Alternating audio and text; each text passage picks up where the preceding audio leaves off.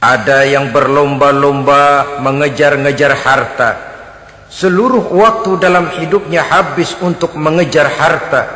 Tidak peduli siang atau malam, sore atau pagi. Sujud tidak lagi sempat, Allah dilupakan dengan agama jauh. Ada yang berlomba mengejar-ngejar pangkat, jabatan dan kedudukan. Tidak peduli menjilat ke atas, menginjak ke bawah atau menyikut kiri dan kanan. Bahkan teman pun jadi lawan, lawan pun jadi teman. Bukan soal, yang penting pangkat terkejar. Ada yang berlomba memperbanyak kendaraan, sejak dari jet pribadi, pesawat kapal pesiar, sampai kepada mobil-mobil mutakhir. Ada yang berlomba memperbagus rumahnya. Ada yang berlomba memperbanyak istri dan anak-anaknya. Seluruhnya tenggelam di dalam perlombaan yang menurut ukuran mereka akan mendatangkan prestise, kemegahan dan kebanggaan. Allah Subhanahu wa ta'ala menegur, memberikan peringatan dalam surah yang pendek, yaitu surah At-Takatsur. Alhaakumut takatsur hatta zurtumul maqabir, kalla sawfa ta'lamun. Alhaakum ay syagalakum an ta'ati rabbikum. Kamu telah lalai daripada taat kepada Tuhanmu, dan yang menyebabkan kamu lalai itu tidak lain at-takatsur. At-takatsur artinya at-tabahi bi kathrati mata'id dunya, bermegah-megah dengan memperbanyak kesenangan hidup duniawi. Dengan kata lain, berlomba-lomba mengejar kemegahan duniawi telah menyebabkan kamu lalai daripada mengingat, daripada taat kepada Allah Subhanahu wa ta'ala. Apabila orang cenderung materialistis, seluruh kegiatan hidup dikerahkan untuk berlomba memperbanyak materi, apa namanya harta benda, apa namanya rumah, apa namanya pangkat dan jabatan, maka dikala itu seseorang akan sangat mudah lalai daripada taat kepada Allah Subhanahu wa ta'ala. Hilanglah kesadaran bahwa sesungguhnya apapun yang kita miliki dalam kehidupan dunia ini tidak lain hanya barang titipan sementara. Kita cari, kita kejar, tapi setelah kita dapatkan, jangan dia dijadikan tujuan. Jadikanlah dia sebagai alat. Apabila harta benda duniawi sudah dijadikan sebagai tujuan daripada kehidupan, maka sesungguhnya kita sudah terseret dalam satu siklus, satu lingkaran setan yang tidak akan pernah berujung. Sebab manusia dalam berhadapan dengan materi duniawi tidak akan pernah mengenal kata cukup, tidak akan pernah mengenal kata puas, dan tidak akan pernah bertemu dengan titik. Selalu koma, selalu kurang, selalu tidak ada. Saudara kaum muslimin rahimakumullah, oleh sebab itu agama memberikan kesadaran seluruh yang kita miliki, yang dititipi oleh Allah dalam kehidupan ini berupa materi keduniaan, hakikatnya adalah alat dan bukan sebagai tujuan. Apabila alat sudah kita jadikan tujuan, kita akan terjebak ke dalam satu perlombaan yang justru akan mencelakakan kita sendiri. Inilah yang saya maksud dengan sirkuit celaka.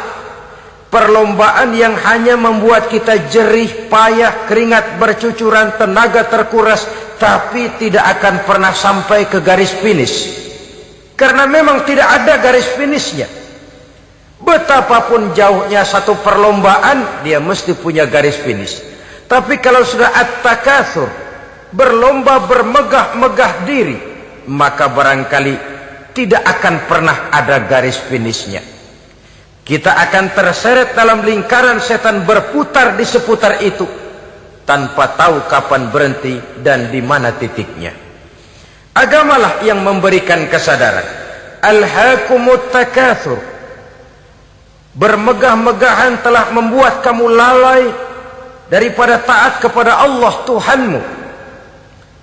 Semua sadar bahwa kita diciptakan tidak lain adalah untuk mengabdi kepada Allah. Nilai pengabdian ini sering lentur, nilai pengabdian ini sering luntur manakala kita sudah berlomba-lomba bermegah-megah dengan materi kehidupan dunia. Islam jelas tidak menganjurkan penganutnya jadi orang miskin. Bahkan Imam Ali karramallahu wajhah pernah mengatakan, kemiskinan bisa menyebabkan kekufuran. Ayat yang pertama turun juga kita tahu, Iqra, baca olehmu. Kan seolah-olah Quran cuma tidak langsung saja bilang, hai orang Islam, kamu jangan jadi bodoh.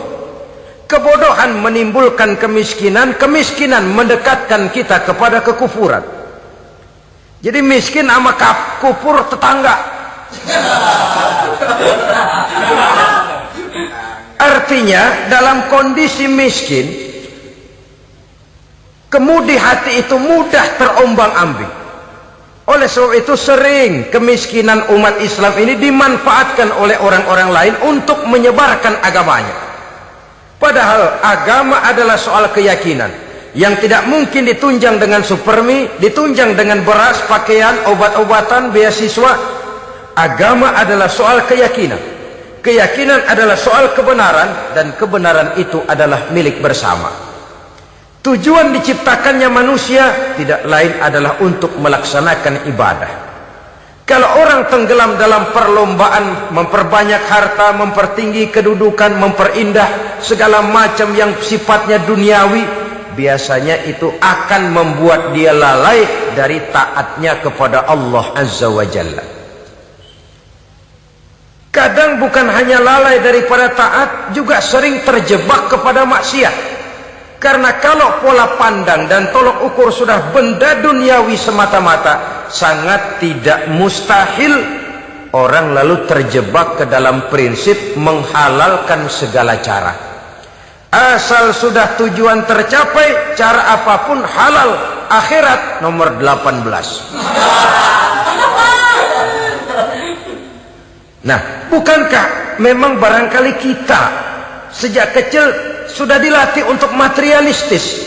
Umpamanya kita hanya sering dilatih untuk takut kepada yang konkret-konkret saja, takut kepada yang nyata-nyata saja. Seorang ibu kalau menakuti anaknya, aduh nak, kenapa ini kau kerjakan? Kalau bapakmu tahu, waduh, habis kamu. Ya, kita lihat, kalau bapakmu tahu, kalau polisi tahu, kalau hansip tahu, kalau satpam tahu. Tapi jarang seorang ibu menanamkan kepada anak, nak, kenapa ini yang kau lakukan, nak? Bukankah kau tahu Allah lihat, Allah tahu, Allah dengar, Allah, nak? Diajarkan takut kepada yang gaib. Karena kalau takut dia kepada polisi, dia pasti bisa cari tempat lain dong yang polisi kagak lihat. Kalau takut dia kepada satpam, minggir dong ke tempat yang kira-kira satpam nggak lihat. Tapi kalau sudah takut itu terpulang kepada Allah, kepada yang gaib, tidak sejengkal tanah pun yang terhalang dari pengetahuan Allah. Tapi itulah salahnya kita. Sejak kecil anak-anak sudah kita latih untuk takut hanya kepada yang konkret-konkret saja. Akibatnya sampai dia besar melembaga dalam kehidupannya. Dia nyolong, kata temannya, kamu nyolong ya? Iya. Kok nyolong sih? Emang? Kenapa nyolong? Biarin.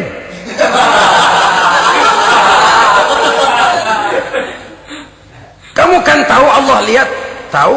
Kenapa nyolong juga? Biarin.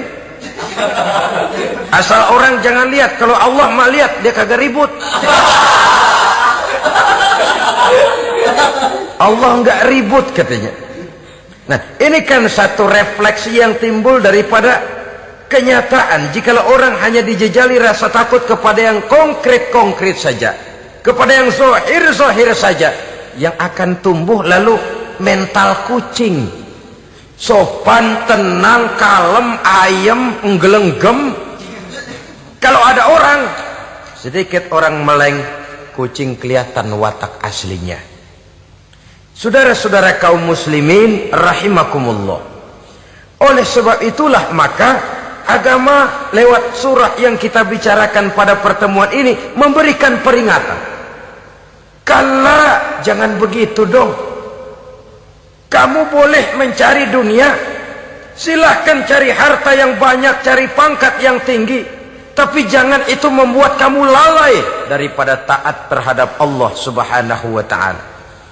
Jangan karena keinginan mendapat harta yang sebanyak-banyaknya lalu melakukan segala macam cara asal tujuan tercapai. Itu sudah membuat kita lalai.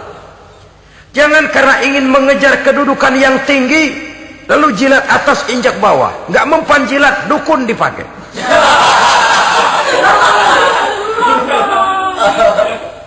Itu kan sudah membuat kita lalai. Nanti kalau berhasil, wah, dukun kita paten. Tapi kalau gagal, dukun sialan, kagak mampu. Hilanglah Allah dalam kehidupan kita. Makin materialis, dan perlombaan ini membawa kita kepada kecelakaan. Kala, sekali-kali jangan begitu. Nyatanya kan ada orang nyari duit, setelah duitnya banyak dibudakin oleh duit. Dia sendiri tidak bisa merasakan kesenangan daripada duitnya, konon lagi orang lain. Mau ke pasar ngitung 16 kali. Naik bajai 1000. 1000 itu kalau ratusan semua 1000 lembar. Hitung-hitung, mendingan jalan kaki. Jalan kaki tengah hari bolong, panas, kan dibudakkan oleh uang. Cari karier, kejar pangkat, kejar kedudukan. Setelah ditemukan itu, jadikan dia sebagai alat, jangan dijadikan tujuan. Pangkat kau milikku, karena kau milikku kau harus jadi budakku, jangan aku yang jadi budak kau pangkat. Suatu saat dia harus lepas dari kita, jiwa ini lapang. Kenapa? Dahulu pun ketika lahir ke dunia tidak ada pangkat yang kita sandang. Dahulu pun ketika lahir ke dunia tidak ada harta yang kita bawa. Jadi harta itu, pangkat itu, kedudukan itu ada dalam hati, tapi tidak berurat dan berakar. Kalau dia berurat dan berakar dalam hati, berat misah sama harta itu. Berat. Sekedar ngasih fakir miskin cepet juga berhitungnya 17 lembar.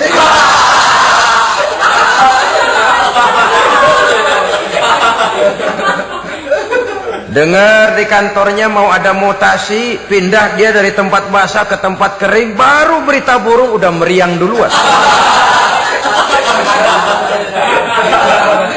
Ini nanti bagaimana, itu nanti bagaimana, ini nanti bagaimana. Kan tidak jarang orang yang kena apa istilah kerennya zaman sekarang itu post power syndrome. Post power syndrome ini pernah dianalisa oleh Nabi. Kata beliau, irhamu salasatan minan nas. Sayangilah 3 macam manusia. Siapa mereka? Pertama, azizan zalla, orang terhormat yang jatuh hina. Ini yang sering terkena post power syndrome. Biasa kemana-mana dikawal, dihormati, datang ke tempat ini protokol siap, ini serba diatur semua, serba beres. Begitu jabatan selesai atau pensiun, habis orang gak indah-indah. Dia lihat orang diemin aja, orang diemin dan orang tonton. Ini kalau nggak kuat mentalnya, itu kena post power syndrome. Akibatnya ya bisa jantungan, bisa leper, bisa darah tinggi. Ya penyakit-penyakit yang zaman dulu kita nggak kenal. Ini kan makin banyak dokter, makin maju ilmu kedokteran, makin aneh penyakit.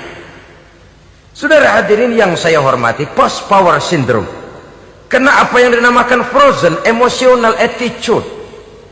Tidak kuat menghadapi kenyataan. Azizan zalla, orang terhormat yang jatuh hina, itu sangat perlu dikasihani. Yang kedua, ghaniyan qadif taqor, orang kaya jatuh miskin. Ini juga sama. Biasa hidup apa ada, serba ada, lalu harus hidup apa adanya. Ini kalau kurang-kurang kuat benar-benar memble ini.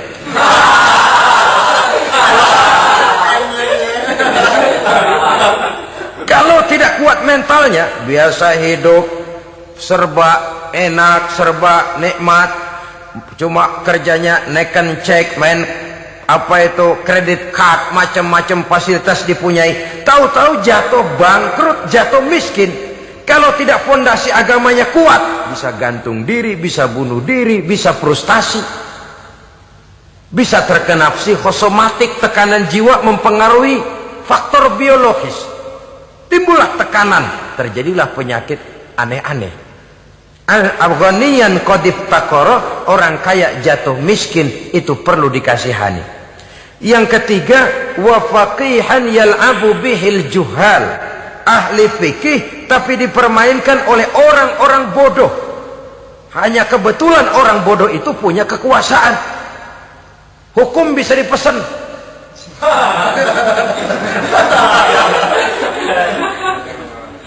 Aturannya haram, Ustaz, ada haram dikit aja dah.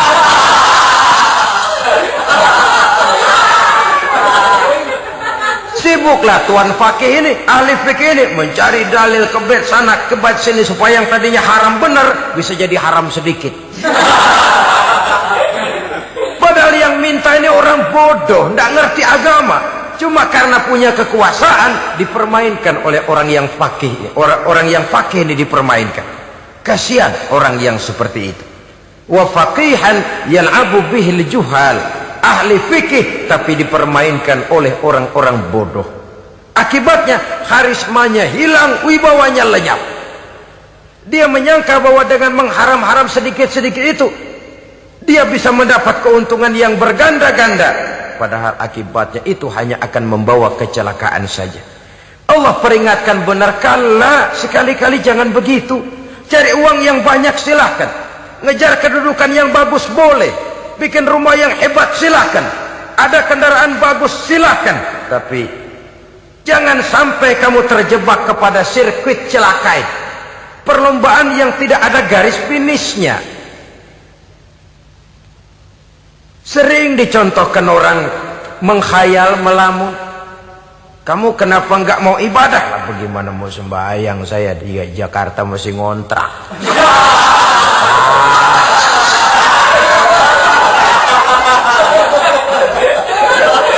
Bingung, tiap akhir tahun kontrakan habis. Kalau punya rumah sendiri walaupun kecil-kecilan, tenanglah saya ibadah. Baiklah, oleh Allah diberikan rezeki, bisa bikin rumah walaupun kecil-kecilan. Sudah punya rumah sendiri, belum juga ibadah, apalagi mulur lagi. Habis bagaimana mau sembahyang, rumah kecil banget, pinggir kali, asal hujan bocor ya.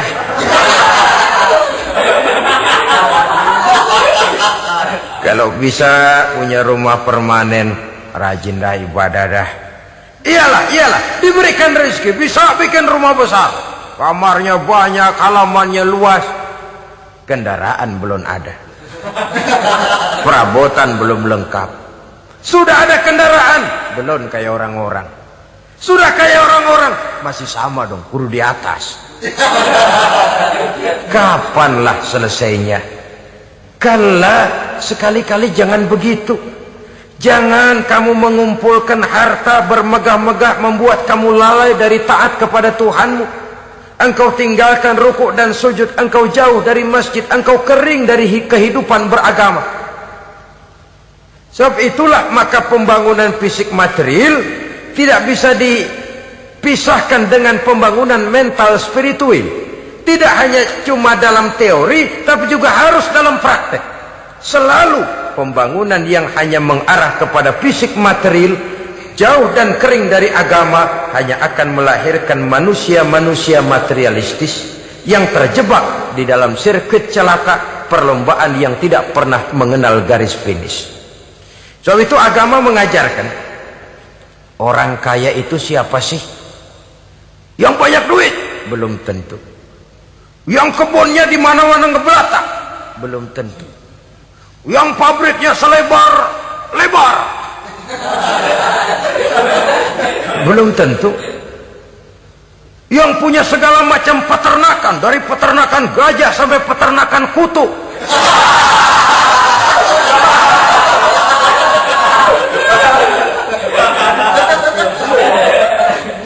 Belum tentu. Agama memberikan tuntunan yang sangat luhur. Orang kaya itu adalah orang yang hidupnya cukup.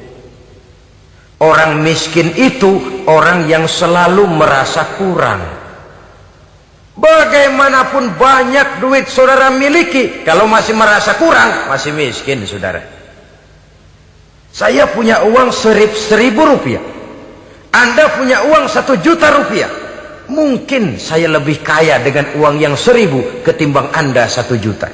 Kenapa? Dalam tangan saya uang 1.000 besar, artinya sesuai dengan kebutuhan saya. Tapi di tangan Anda uang 1 juta, kebutuhan Anda lebih besar daripada itu lagi.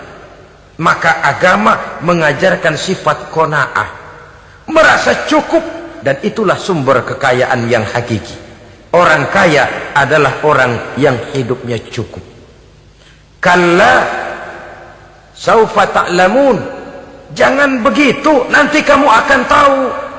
Summa kalla saufa ta'lamun, jangan sekali-kali begitu, suatu saat kamu pasti akan tahu.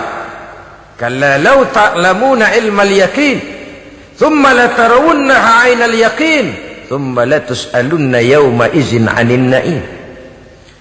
Nah, kapan perlombaan ini akan menyadarkan orang? Biasanya hatta zurtumul maqabir, sampai kamu dekat ke liang kubur. Itu biasanya kalau istilah orang sekarang baru ngeh. Asal sudah napas sampai tenggorokan disambung dengan selang, sudah Senin Kemis dibantu dengan alat picu jantung, gerak gerak gerak gerak, sudah kayak orang mau gergaji kayu.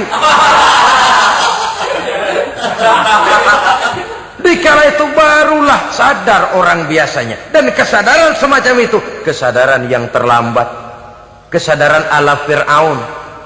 Fir'aun selagi hidup diajak beriman dan nehi aja.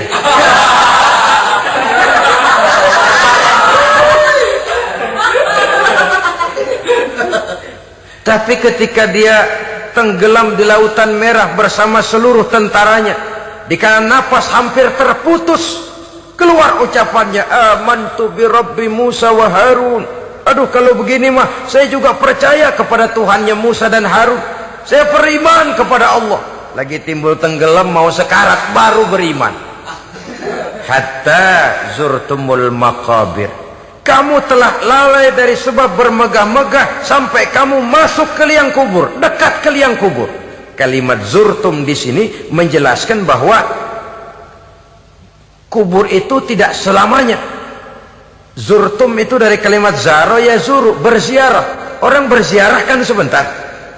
Ke kubur itu sama dengan berziarah kita di situ. Sebentar, tidak akan selamanya, tidak akan kekal dalam kubur. Bahwa kubur itu cuma satu halte dari sekian halte yang harus kita jalani. Hatta zurtumul maqabir ay mutum wa dufintum fil kubur, sampai kamu mati dikubumikan dalam kubur, barulah kamu sadar bahwa perlombaan itu hanya sia-sia. Bahwa perlombaan itu tidak akan pernah mengenal garis finish. Bahwa perlombaan itu akan membuat kamu celaka. Begitulah umumnya kebanyakan orang yang terjebak ke dalam paham materialis, baru menyadari kesalahan langkahnya pada saat napas sudah sampai di tenggorokan. Ternyata uangnya yang miliaran rupiah tidak sanggup menyambung nafasnya. Ternyata kendaraan yang serba mewah berkilat tidak sanggup meneruskan kehidupannya.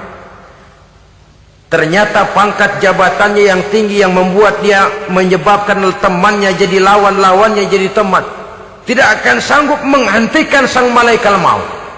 Kalau keadaan sudah begitu, baru sadarlah kita terlambat. Karena saat seperti itu akan dihadapi oleh setiap orang. Kala, jangan begitu. Sadarlah kamu bahwa kalau sudah dekat ke liang kubur kamu baru insaf, itu terlambat. Sebelum nafas sampai di tenggorokan, pintu tobat masih selalu terbuka. Tapi manakala nafas sudah sampai di tenggorokan, tertutuplah pintu tobat untuk orang yang bersangkutan. Oleh sebab itu, perlombaan dengan bermegah-megah terhadap materi duniawi, tolok ukur dan pandangan hidup yang terbatas kepada wujud benda semata-mata, memang sering menyebabkan orang lalai, sering menyebabkan orang lupa diri. tidak sadar tentang hakikat yang terpenting dari kehidupan ini, yaitu tentang dari mana dia datang, di mana dia sekarang, dan kemana dia akan pulang. Sungguh, ilmu pengetahuan tidak akan pernah mampu menjawab persoalan ini. Sungguh, filsafat juga tidak berdaya menghadapi pertanyaan seperti ini.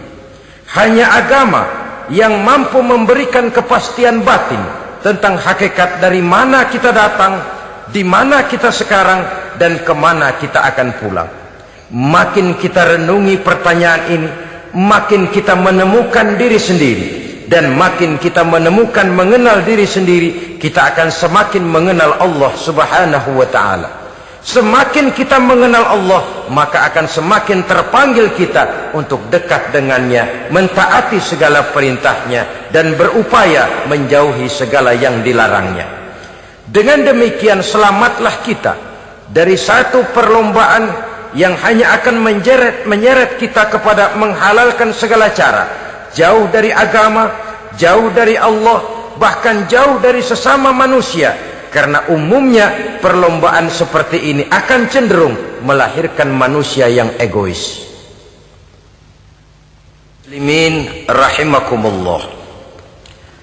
Lebih jauh, mari kita mengikuti peringatan Allah dalam surah Al-Munafiqun ayat 9. Di sini Allah Subhanahu wa taala mengingatkan, A'udzu billahi minasy syaithanir rajim. Ya ayyuhalladzina amanu la tulhikum amwalukum wala auladukum an dzikrillah wa may yaf'al dzalika fa ulaika humul khasirun.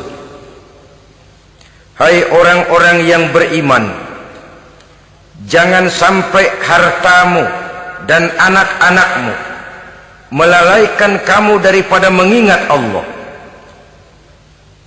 Wa may yaf'al dzalik, barang siapa yang melakukan hal seperti itu, fa ulaika humul khasirun, maka merekalah sesungguhnya orang-orang yang merugi.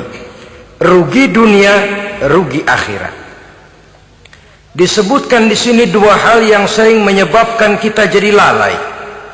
Amwal dan aulad. Harta dan anak-anak. Materi dan keluarga. Perlombaan di dalam mengumpulkan materi sering menyebabkan kita menjadi lalai.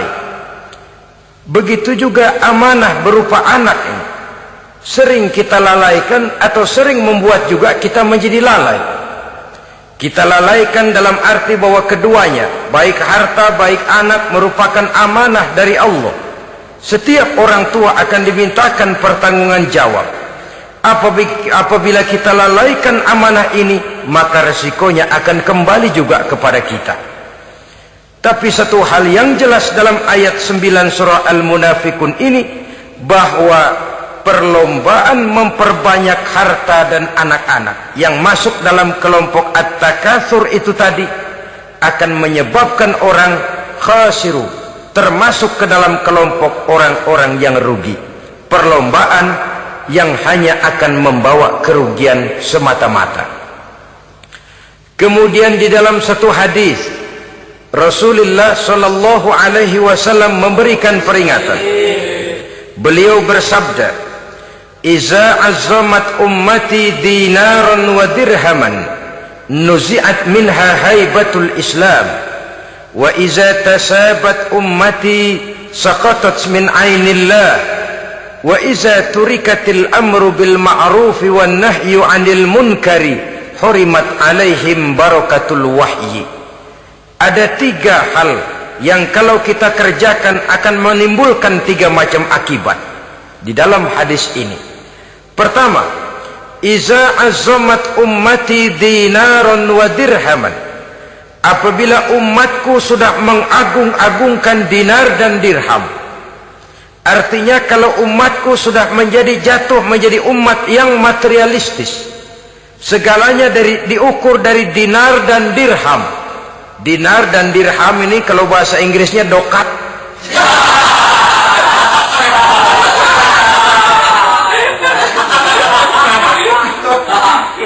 Segalanya diukur dari segi dinar dan dirham saja. Nuzi'at minha haibatul Islam, akan dicabutlah kehebatan Islam dari mereka. Memang ada kalanya kita berkata bahwa tanpa uang kita tidak bisa berbuat apa-apa. Tapi kalau itu dijadikan landasan dari segala sesuatu, itu yang dijadikan ukuran, itu yang dijadikan tujuan, kita hakikatnya sudah gagal sebelum melangkah. Apapun saja profesi kita, apabila sudah menjadi pendewa dinar dan dirham, akan hilanglah kehebatan Islam, akan dicabut kehebatan Islam itu. Umat Islam bisa dibeli, ulama bisa dikontrak, kiai bisa dicarter.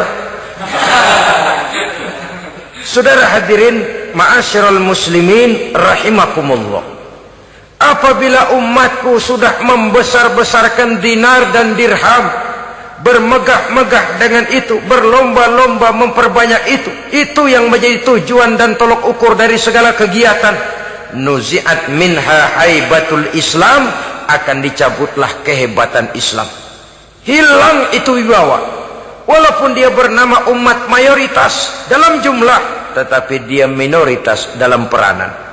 Mayoritas dalam bilangan, tapi minoritas dalam percaturan kegiatan hidup ini. Kita ingat di zaman pengembangan Islam di masa Rasulullah sallallahu alaihi wasallam,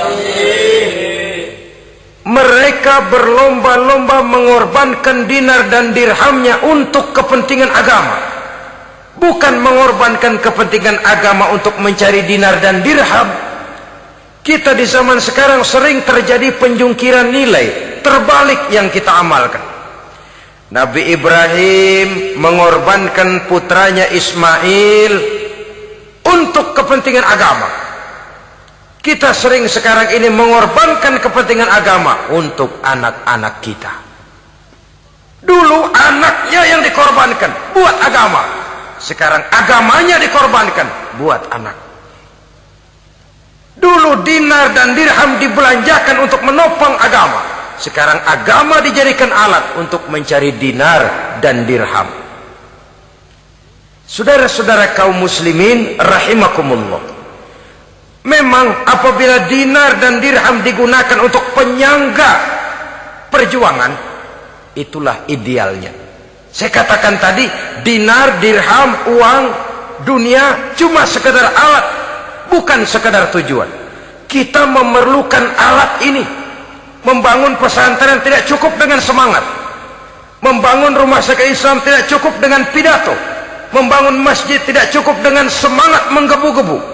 Kita perlu semen, kita perlu pasir, kita perlu batu kali, kita perlu besi, dan itu semua beli. Tidak turun dari langit seperti turunnya embun di waktu pagi. Tidak mungkin rumah sakit Islam muncul ke permukaan hanya dengan simsalabim abracadabra.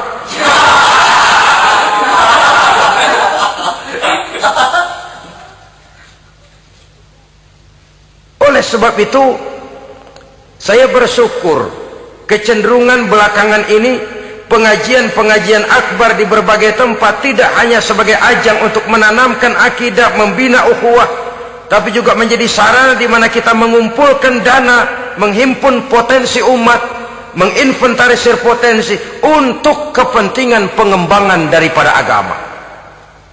Meskipun ada satu dua orang yang salah paham tentang ini, sampai kemudian saya mendapat satu merek yang cukup tidak enak untuk didengar, mengkomersilkan pengajian katanya, karena memang ada pengajian yang menggunakan sistem karcis, sebenarnya juga tidak etis.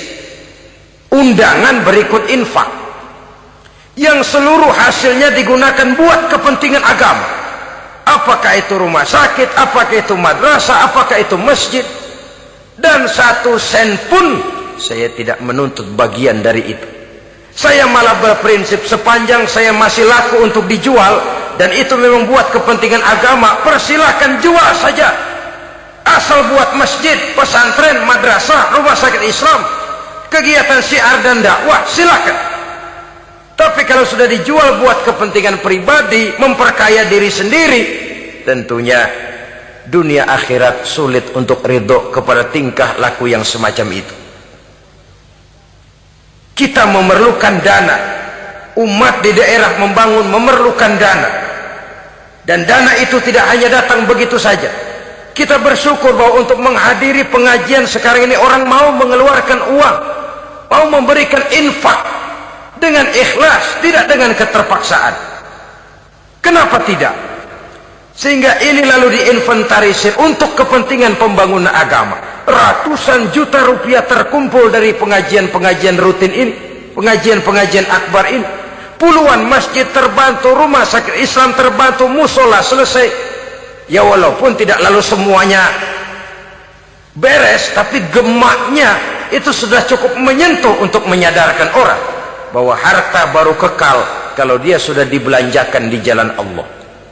Nah, yang celaka kalau dinar dan dirham itu yang dijadikan tujuan. Mengadakan pengajian semata-mata untuk cari uang, uangnya buat kantongnya dewe. Itu yang membuat dicabutnya kehebatan Islam itu. Segalanya diukur dari sudut itu. Sehingga ketika seseorang datang bertanya tentang hal-hal yang berkaitan dengan ini, maka hal semacam ini sesungguhnya satu nikmat yang perlu kita syukuri sepanjang menginventarisir potensi umat benar-benar digunakan buat kepentingan daripada agama kita. Jadi peringatan tegas dari Nabi ini, iza azzamat ummati dinaron wa dirhaman nuzi'at minha haibatul Islam. Apabila umatku sudah mengagung-agungkan dinar dan dirham, maka akan dicabutlah kehebatan Islam dari tengah-tengah mereka. Remeh saja orang memandang kita, enteng saja orang memandang kita. Satu. Yang kedua, patuhlah mereka dalam pandangan Allah. Kalau sesama umat ini sudah saling menjelekkan, apakah yang menjelekkan itu lebih bagus dari yang dijelekkan di hadapan Allah? Dua-duanya sama rendahnya. Pribadi saya mungkin puas kalau saya bisa menghantam saudara di depan umum, menjelek-jelekkan nama saudara. Tapi lebih baikkah saya dalam pandangan Allah? Sama rendahnya dengan orang yang saya jelekkan. Itu pun kalau yang dijelekan benar-benar jelek. Kalau cuma sekedar fitnah, wah lebih celaka lagi nasib si orang itu tadi. Ini artinya menyadarkan kita bahwa umat ini sudah diikat dengan akidah. Beraneka ragam kita, tapi harus ada kebersamaan. Berbeda kita, tapi harus satu. Sebagai satu ummatan wahidah, satu umat yang satu. Oleh sebab itu, persamaannya lah yang harus kita angkat ke permukaan, bukan perbedaannya yang kita perbesar. Sudah datang waktunya umat Islam bangun dari tidurnya, jangan lagi dibuai oleh irama mayoritas. Sudah lewat masanya kita bertengkar karena persoalan-persoalan kecil yang tidak prinsip. Sudah datang waktunya umat Islam bersatu, menyusun saf yang lebih lurus, oleh karena ia dihadapkan kepada tantangan-tantangan yang tidak semakin ringan. Kalau kita bertengkar dengan kita, kalau kita saling mencaci sesama kita, bukankah Yahudi tepuk tangan? Bukankah Nasrani menari-nari? Bukankah pihak ketiga akan menangguk di air keruh? Dan kerugian akan terpulang kepada kita semua. Tapi inilah realita. Bahwa yang kita hadapi ini sesungguhnya musuh kita di luar kita, bukan di dalam kita. Apakah itu kemiskinan, kebodohan, maksiat, munkarat, ketidakadilan, kezaliman, kesewenang-wenangan, dan lain sebagainya. Yang musuh jadikan musuh, yang teman mari kita rangkul. Jangan terbalik, teman dimusuhi, musuh malah dirangkul. Maka berpesta poralah musuh-musuh Islam ini. Saudara-saudara kaum muslimin rahimakumullah, Nabi memperingatkan dengan tegas, wa iza tasabat ummati saqatat min ainillah. Jikalau umatku sudah saling mencaci maki, sudah saling berbantah-bantahan, jatuhlah mereka dalam pandangan Allah. Satu ayat menjelaskan jangan sebagian kamu meremehkan, yaskhar, mengecilkan, menganggap enteng orang lain. Boleh jadi yang dihina, diremehkan, dianggap enteng itu nilainya lebih bagus daripada yang menganggap enteng. Hakikat segala sesuatu itu cuma kembali kepada Allah. Di sanalah penilaian finalnya. Manusia hanya melihat yang zahir. Makin banyak harapan hidup ini kita gantungkan kepada manusia, makin banyak kita harus bersiap untuk kecewa. Saudara-saudara kaum muslimin rahimakumullah. Kemudian yang ketiga peringatan dari baginda Nabi, wa iza turikatil amru bil ma'rufi wan nahyu 'anil munkari hurimat 'alaihim barakatul wahyi. Apabila amar ma'ruf dan nahi munkar telah ditinggalkan, maka akan hilanglah keberkahan wahyu, akan hilanglah keberkahan Quran, akan sirnalah keberkahan agama. Amar ma'ruf dan nahi munkar ditinggalkan, artinya di tengah masyarakat sudah tidak ada lagi yang menyerukan ini baik, ini tidak baik, ini halal, itu haram. Mari kita sholat, mari makmurkan taklim, santuni yatim piatu, makmurkan masjid. Seruan ke arah itu tidak lagi terdengar. Sementara tinggalkan judi, tinggalkan minuman keras, jauhi zina, seruan semacam itu pun tidak lagi terdengar. Maka hilanglah keberkahan wahyu itu. Karena amar ma'ruf dan nahi munkar merupakan bagian daripada ajaran agama kita. Menjadi sponsor dari segala macam kebajikan dan menjadi penghalang daripada segala macam kemunkaran sesuai dengan batas kemampuan yang kita miliki masing-masing. Nah, saya kembali kepada persoalan pokok di awal pembicaraan tadi. Bagaimana jalan keluarnya? Jalan keluarnya tidak lain adalah upaya. Bagaimana kegiatan yang sifatnya fisik material ini diimbangi dengan kegiatan yang bersifat mental spiritual.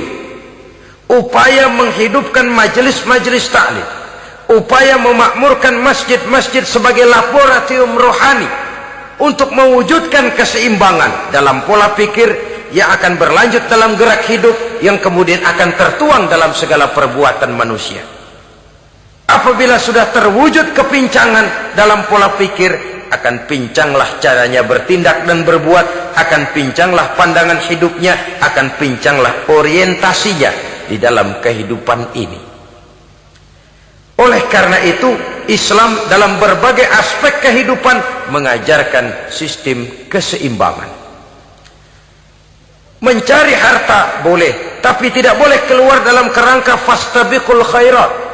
Berlomba-lomba silahkan, tapi untuk kebaikan, bukan untuk bermegah-megah, bukan untuk menumbuhkan gengsi, bukan untuk meninggikan prestise dan harga diri, tapi fastabiqul khairat, berlomba-lomba di dalam mengejar kebajikan, di dalam menyebarkan kebaikan. Bukan sekedar berlomba-lomba, tapi tolong menolong, bantu membantu. Ta'awanu 'alal birri wat taqwa wala ta'awanu 'alal ismi wal udwan. Bertolong-tolonganlah kamu di dalam kebaikan dan takwa, jangan bertolong-tolongan di dalam perbuatan dosa dan permusuhan. Kerjasama di dalam kebaikan, kerjasama di dalam ketakwaan. Ada satu contoh yang menarik bahwa umat Islam di dalam ia menjalin kebersamaan itu harus seperti orang main sepak bola. Saudara lihat, orang main sepak bola, kalau pertandingan belum dimulai, silahkan kumpul di luar lapangan, atur strategi yang baik. Tapi kalau pertandingan sudah dimulai, turun ke lapangan hijau, jangan kumpul terus. Masa ada sepak bola gotong royong, groyok ke sana, groyok ke sini, ya kalah terus. Harus ada yang jadi penyerang tengah, kan begitu toh sepak bola. Harus ada yang jadi kiri luar, kanan dalam, striker, back, penjaga gawang. Yang penting kerjasama, teamwork, lalu mampu menciptakan operan-operan. Yang jadi back jangan ngiri sama yang jadi penyerang tengah. Jangan hasut, sebab bagaimanapun juga andai kata si penyerang tengah berhasil menjaringkan bola ke gawang lawan, kan kemenangan bukan kemenangan satu orang, kemenangan satu kesebelasan, kemenangan satu tim. Ini yang sering terjadi, back ngiri sama penjaga gawang. Lalu penjaga gawang ngiri sama penyerang tengah, penyerang tengah ngiri sama kiri luar. Ya kapan mau menggolkan ke gawang lawan? Kita ini satu kesebelasan, posisi boleh berbeda. Umat Islam itu harus ada yang jadi camat, lurah, bupati, gubernur, menteri, jadi jenderal, jadi konglomerat, jadi pengusaha, jadi teknokrat. Yang penting kerjasama, teamwork, mampu menciptakan operan-operan yang akurat. Diego Armando Maradona, enggak pakai dia, enggak. Itu katanya maha bintang, gagah, hebat, bintang lapangan hijau. Kapan Maradona hebat? Kalau ditunjang oleh 10 temannya yang lain, merupakan satu kesebelasan. Bagaimanapun hebatnya Diego Armando Maradona, kalau dia sendirian lawan satu kesebelasan, remek.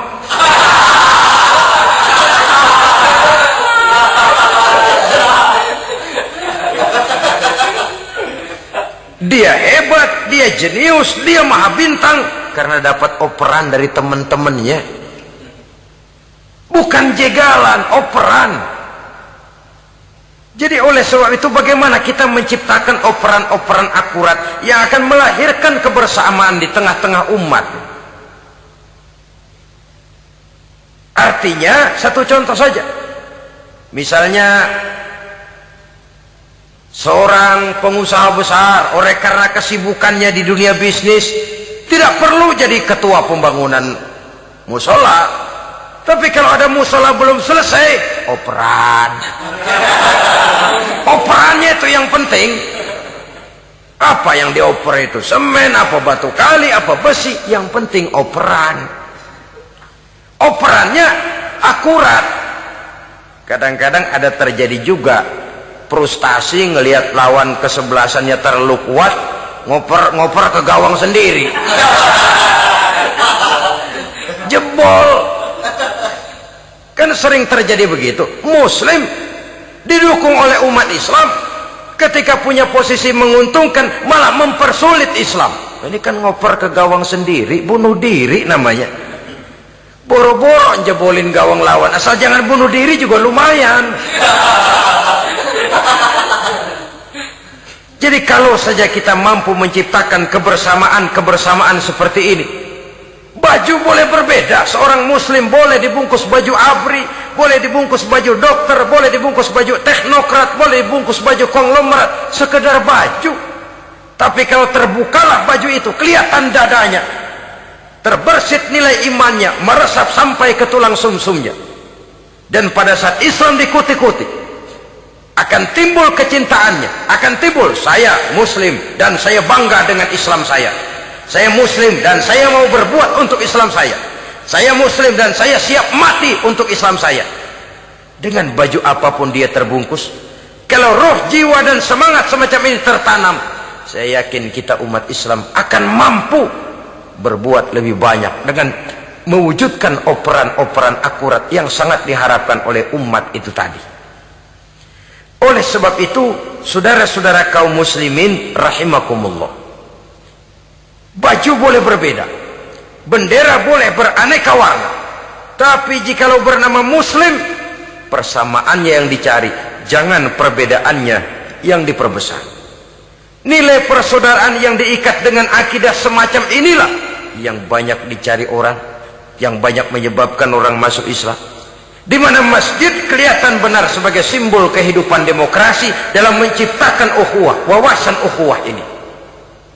Masjid simbol demokrasi. Siapapun masuk masjid buka sepatu, demokrasi. Siapapun orangnya, tidak peduli merek apapun sepatunya. Apa itu keluaran Cibaduyut Bandung? Apa itu modelnya Belli Beltoni Itali? Tidak soal, masuk masjid buka. Jumatan, kopral datang lebih dulu depan, pral. Jenderal datang belakangan, belakang saja, jenderal. Tidak ada fasilitas khusus dalam masjid, karena di rumah Allah semua manusia sama. Si jenderal jangan lagi merasa jenderalnya, Si pengusaha jangan lagi menonjolkan kebosannya. Masjid adalah simbol demokrasi daripada kehidupan umat. Sebab itu jangan terjebak kepada sektoral di dalam kita berbicara tentang ukhuwah ini. Kita boleh terbungkus dengan baju apapun, tapi kalau di balik baju itu tidak lain jiwa Islam yang mau berkorban, mau mengeluarkan harta, bahkan siap mati untuk Islamnya, maka kebersamaan itu akan mudah kita wujudkan.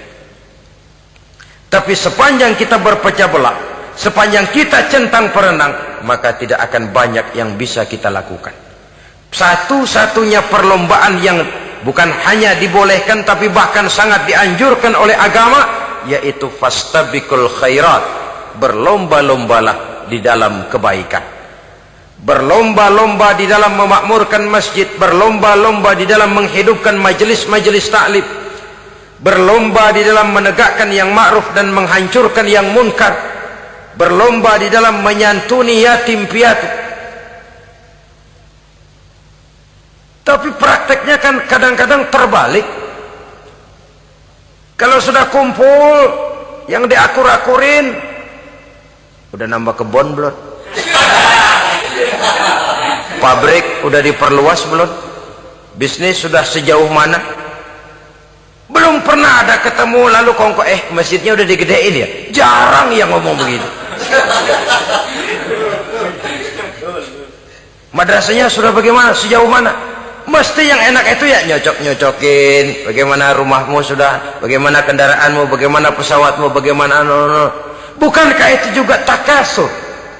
Dari obrolan kan nanti yang belum kan timbul panasnya. Gile dia udah beli gituan, gue belum.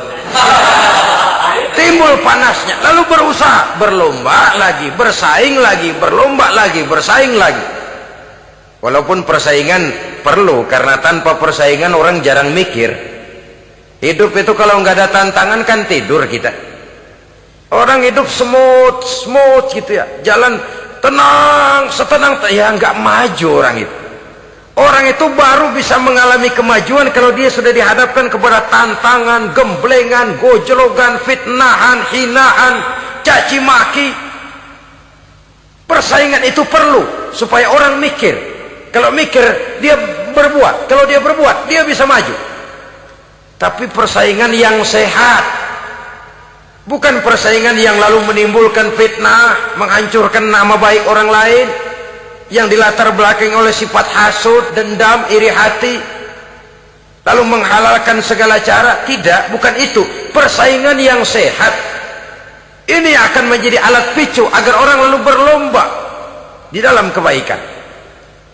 Satu-satunya perlombaan yang bukan hanya boleh tapi bahkan sangat dianjurkan oleh agama, berfastabiqul khairat, berlomba-lomba di dalam berbuat kebaikan. Berlomba-lomba membangun masjid bukan berarti di sebelah masjid bangun masjid lagi, bukan. Kadang-kadang karena ada fastabiqul khairat, berlomba-lomba, nggak apa-apa dah. Di sebelah masjid bikin lagi masjid. Akhirnya azan perlombaan main kenceng-kencengan. Bukan itu yang diinginkan tentu, bukan itu.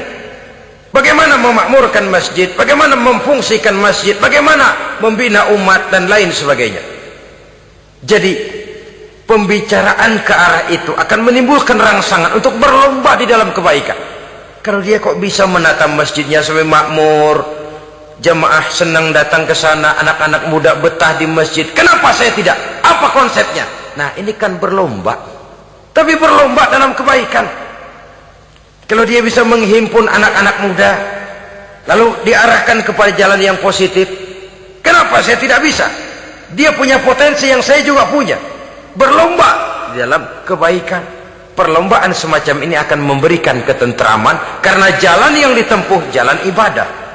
Tapi kalau perlombaan materi, at-takasur tadi, yang timbul bukan ketentraman, panas. Karena panas, udah dekat, panas kan tetangganya hasud, dengki, iri hati, sakit, demam, orang lain maju, meriang.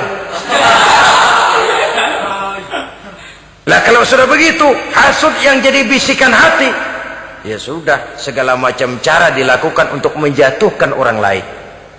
Dan itu sudah bukan lagi persaingan yang sehat. Saudara-saudara kaum muslimin rahimakumullah. Oleh sebab itu kita tutup pertemuan singkat kali ini dengan satu kesimpulan, bahwa harta adalah sekedar alat, bukan tujuan di dalam kehidupan. Tanpa harta barangkali orang sulit untuk bahagia, tapi harta semata-mata tidak merupakan jaminan bahwa orang lalu akan bahagia. Termasuk di dalam kata harta ini pangkat, jabatan, kedudukan, anak, istri, keluarga, rumah, tanah, pabrik, kebun, peternakan, dan lain sebagainya.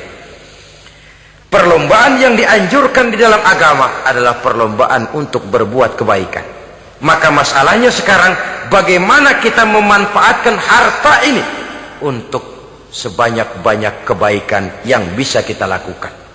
Semoga kita mampu melakukannya dan kita tidak termasuk dalam orang-orang yang celaka yang lantaran bermegah-megah dengan kesenangan dunia saja. Puasa melatih kita untuk bersikap cukup dalam hidup. Kalau kita perturutkan menjelang saat berbuka, menunggu waktu berbuka, istilah orang di Jawa Barat ngabuburit katanya, kita menunggu saat berbuka, segalanya saja ingin kita beli, segalanya saja ingin kita minum, semuanya saja ingin kita makan. Sebab nafsu sudah begitu berupa, perut sudah sedemikian lapar, kerongkong sudah sedemikian haus, rasanya semuanya saja ingin kita telan. Tapi tahukah kita bahwa setelah maghrib berbunyi, berapa banyak yang kita makan, berapa banyak yang kita minum? Sesuaikah dengan keinginan kita tadi siang? Tadi siang semuanya ingin kita makan, tadi siang semuanya ingin kita minum. Setelah berbuka, berapa banyak yang kita makan, berapa banyak yang kita minum? Itulah kehidupan. Segalanya ingin kita kuasai, segalanya ingin kita punyai, tapi berapa sih yang benar-benar kita perlukan? Maka orang kaya adalah orang yang hidupnya cukup. Orang miskin hakikat yang selalu merasa kurang. Bagaimanapun besar rumah, banyak uang kita, berpuluh kendaraan kita, kalau hidup selalu merasa kurang, itu artinya kita masih miskin. Maka jikalau ingin menjadi orang kaya, kuncinya hakikatnya cuma satu, hati kita merasa cukup dengan yang diberikan Allah, bersyukur atas segala nikmatnya, dan dengan syukur itu, nikmat itu akan ditambah oleh Allah Subhanahu wa ta'ala. Puasa menimbulkan sifat qanaah, dan qanaah adalah watak daripada orang-orang yang bertakwa kepada Allah Subhanahu wa ta'ala. Persis seperti orang minum air laut, makin diminum makin haus, makin diminum makin kering tenggorokan. Begitulah orang berhadapan dengan materi.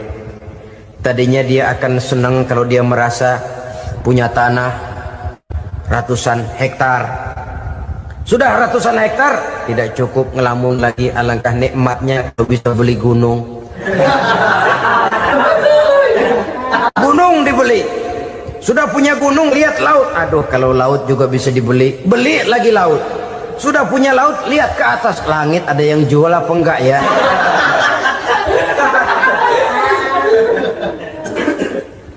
Seperti orang berhadapan dengan air laut yang makin diminum makin membuat kita haus dan makin kering tenggorokan ini. Maka itu harus dihentikan. Sikap untuk menghentikan itu tidak lain adalah dengan sifat qanaah itu tadi, merasa cukup dengan apa yang diberikan Allah, mensyukuri nikmatnya.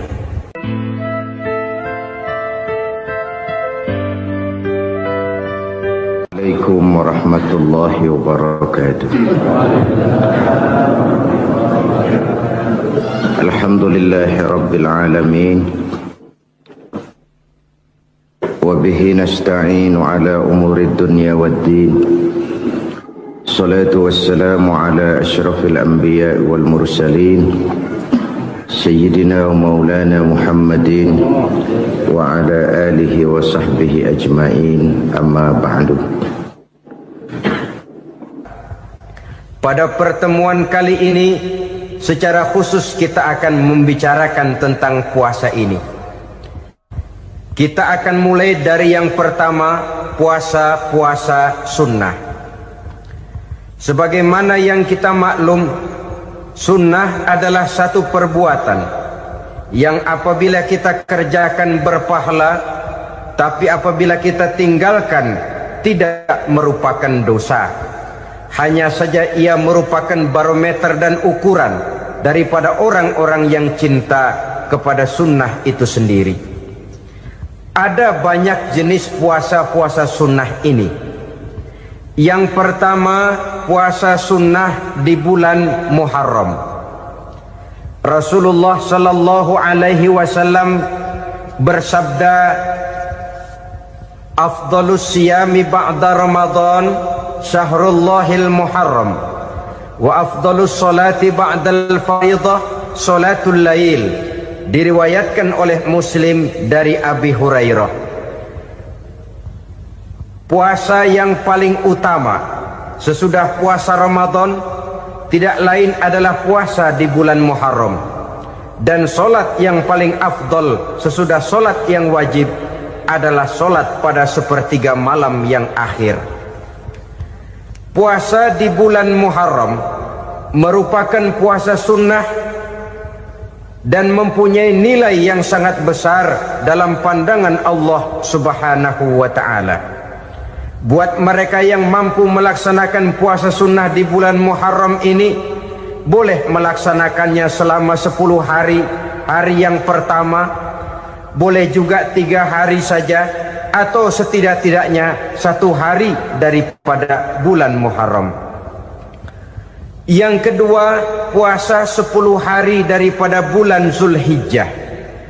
Karena bulan Zulhijjah ini memang termasuk bulan yang dimuliakan oleh Allah Subhanahu wa ta'ala. Pertama, di sana ada hari Tarwiyah, ada hari Arafah, ada hari Kurban, ada talbiyah, ada pelaksanaan haji dengan segala manasiknya.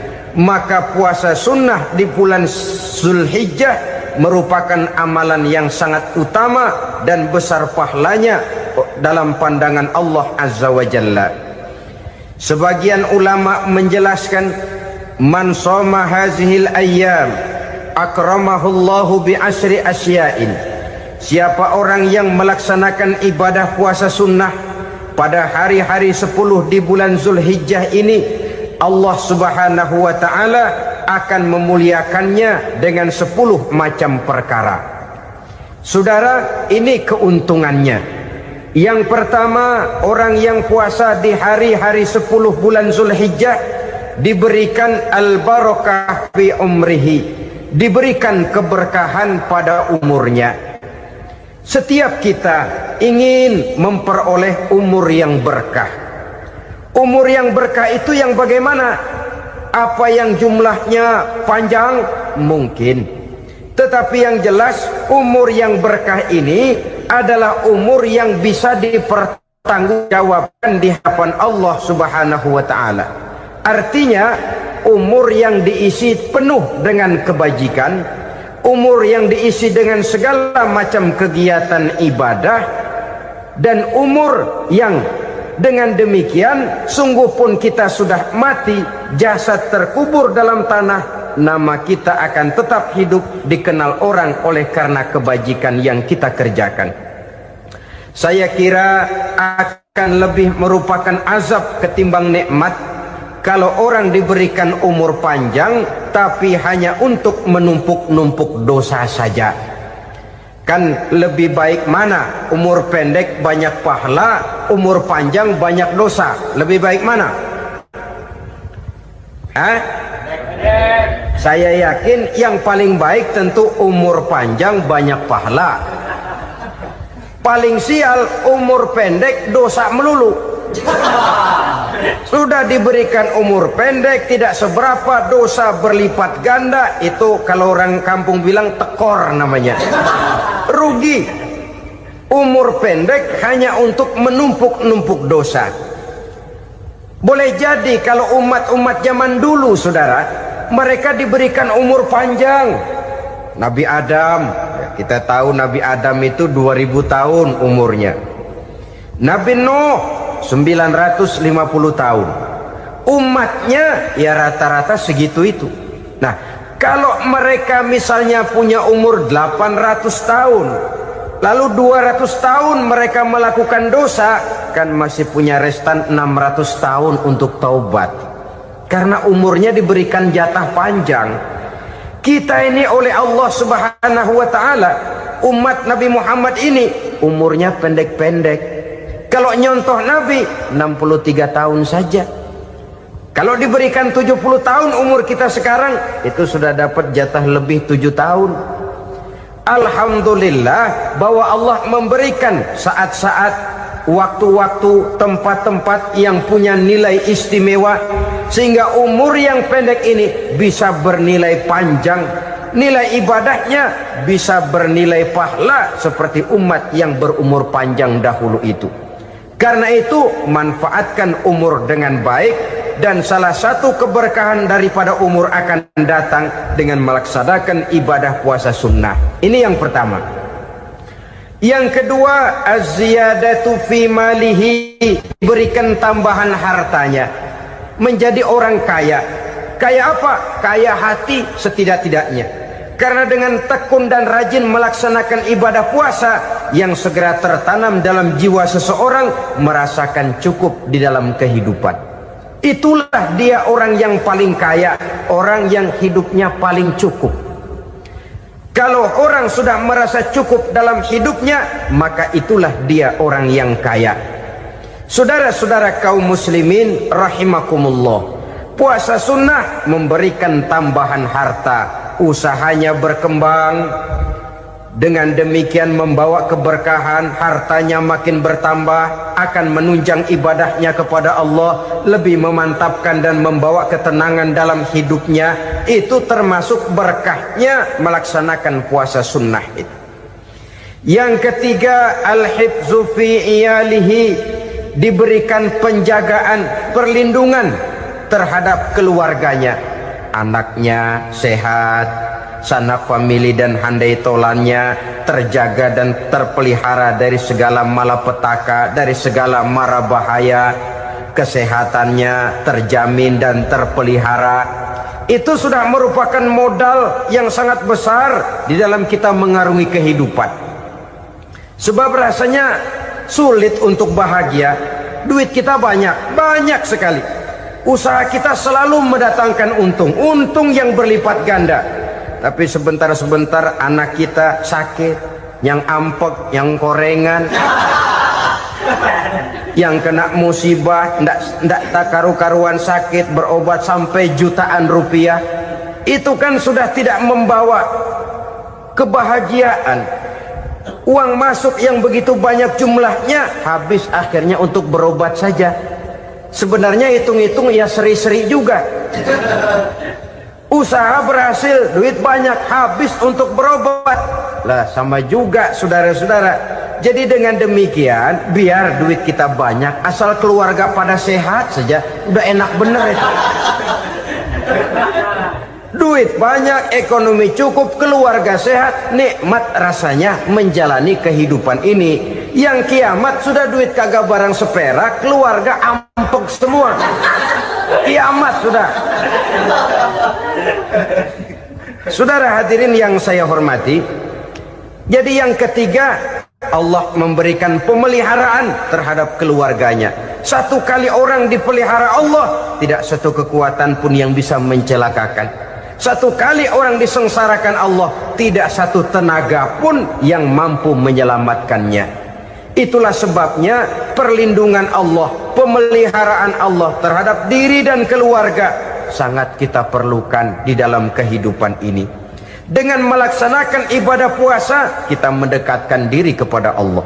Dengan dekat kepada Allah, maka Allah pun dekat kepada kita. Sehingga dalam hadis qudsi dikatakan, ta'arraf ilallahi firraha ya'rifka fi syiddah. Ingatlah kepada Allah di waktu kamu senang, agar Allah ingat kepada kamu di waktu kamu susah. Yang kita laksanakan kadang-kadang sebaliknya. Waktu susah kita ingat Allah, waktu senang kita lupa Allah. Akhirnya nanti pada waktu kita melarat, kebelangsak, susah dan sebagainya, pertolongan tidak akan datang kepada kita. Benar, ta'aruf ilallah firraha ya'rifka fisyiddah. Ingatlah kepada Allah di waktu kamu susah, ingatlah kepada Allah di waktu kamu senang, agar Allah ingat kepadamu di waktu kamu mendapat kesusahan. Umumnya watak manusia memang kalau sudah dapat susah, ingat kepada Allah. Waktu duduk, waktu berbaring, sambil tidur, dalam segala keadaan Allah disebutnya, Allah dimintakan pertolongannya.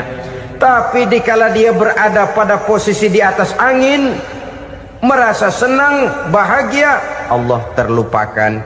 Saudara-saudara kaum muslimin, itu yang ketiga. Yang keempat, at-takfiru li sayyiatihi. Orang yang melaksanakan puasa sunnah itu diampuni segala dosa dan kesalahan yang telah dilakukannya. Dan yang kelima, at-tad'ifu li hasanatihi, diberikan balasan yang berlipat ganda dari segala kebaikan yang dikerjakannya.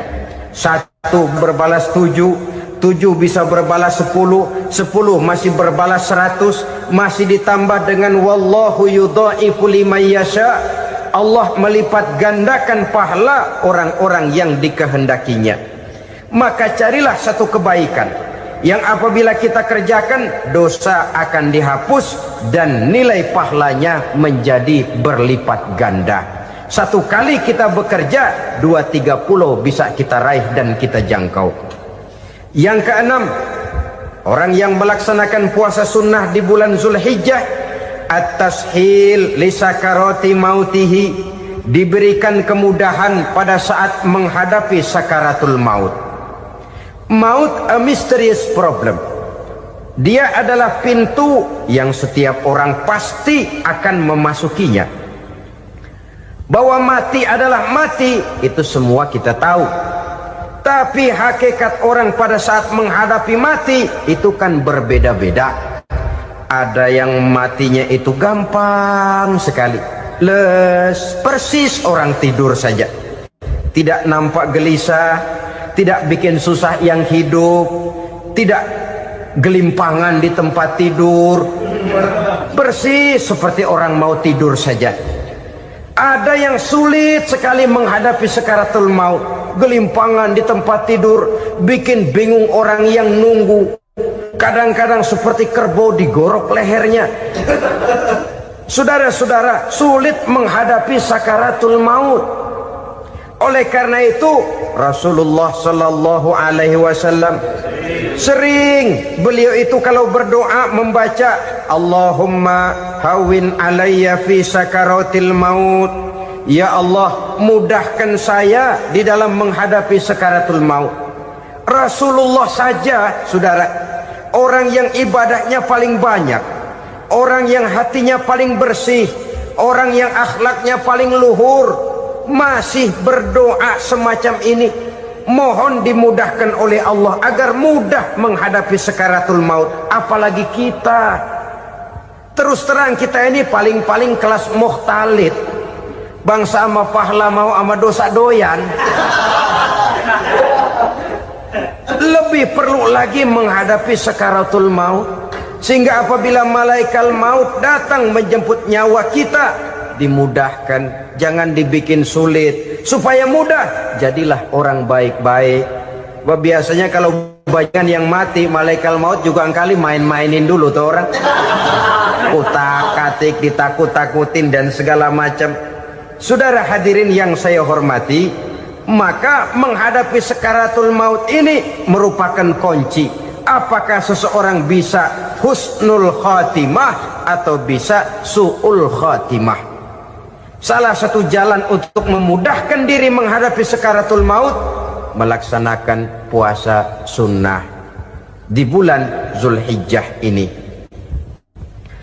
Yang ketujuh, ad-diya'u li zulumati qabrihi, diberikan terang di alam kuburnya. Kubur, saudara tahu, saudara tentu sering lihat orang dimasukkan ke liang lahat, ditutup dengan papan, dinding ari kata kita di kampung, lalu diuruk lagi dengan tanah. Dalamnya liang lahat, gelapnya liang lahat, gelapnya diuruk dengan tanah, gelapnya di dalam kubur. 3 gelap yang menjadi satu. Bapak moyangnya gelap.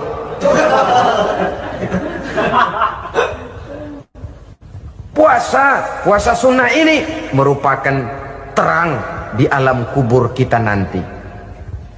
Yang ke-8, at-tasqil limizanihi, diberikan keringanan pada timbangan di hari akhirat nanti. Bahwa setelah dibangkitkan dari kubur, setiap kita akan menghadapi perhitungan, akan ditimbang segala macam kebaikan dan segala macam kejahatan yang pernah kita lakukan di dalam kehidupan. Orang yang melaksanakan ibadah puasa sunnah, at-tasqilu limizanihi, diberikan keringanan timbangan hari akhiratnya nanti. Yang ke-9, an-najah minal bala, diberikan keselamatan dari segala macam bencana. Dan yang ke-10, as-su'ud ala darajatihi, diberikan ketinggian, naik derajatnya, derajat di dunia, lebih-lebih lagi derajat di akhirat nanti. Ini keutamaan yang diberikan Allah Subhanahu wa ta'ala kepada mereka yang melaksanakan ibadah puasa 10 hari di bulan Zulhijjah menurut penjelasan sebagian dari para ulama kita. Jadi setelah puasa Muharram ada lagi puasa Zulhijjah. Kemudian puasa sunnah yang ketiga, puasa sunnah pada hari Senin dan hari Kamis. Apa sumber hukumnya? Diriwayatkan oleh Imam Muslim dari Abi Qatadah, Rasulullah Shallallahu Alaihi Wasallam ditanya tentang puasa pada hari Senin. Kenapa Rasul melakukan itu? Beliau menjawab, zalika yaumu wulidtu fihi wa yaumu bu'istu au unzila alayya fihi. Hari Senin itu adalah hari di mana aku dilahirkan dan hari di mana aku dibangkitkan. Wahyu pertama turun kepadaku pun pada hari itu. Maka sunnah melaksanakan puasa pada hari itu. Adapun hari Kamis, ada hadis yang diriwayatkan oleh Imam Turmuzi dari Abi Hurairah, Nabi bersabda, tu'radul a'malu yaumul isnaini wal khamisi fa uhibbu an yu'rada amali wa ana sha'im. Disetor amal setiap manusia pada hari Senin dan pada hari Kamis. Maka aku ingin, kata Nabi, agar pada saat amalku disetor itu aku sedang puasa. Jadi malaikat itu menurut riwayat ini mencatat dan menyetorkan catatan amalan seseorang pada hari Senin, hari Kamis. Tiap hari Senin amalan kita disetor oleh malaikat. Catatan terakhir tentu yang sedang kita kerjakan, sehingga yang masuk daftar, saya tinggalkan orang ini, dia sedang puasa, karena naik catatan amalnya pada hari Senin. Kamis diangkat lagi, catatan paling akhir, saya tinggalkan orang ini, dia sedang puasa. Itu makna fa uhibbu ayyurada amali wa ana shaim. Aku senang kalau pada saat amalku disetor, catatan paling akhir aku lagi puasa. Satu keistimewaan. Alangkah celaka tiap amalan disetor kita sedang berbuat jahat. Senin, Kamis, teler, mabok, judi. Tiap amalan disetor, catatan akhirnya saya tinggalkan si fulan lagi teler. Laporan Senin. Kamis laporan lagi, saya tinggalkan si fulan lagi mirit kartu.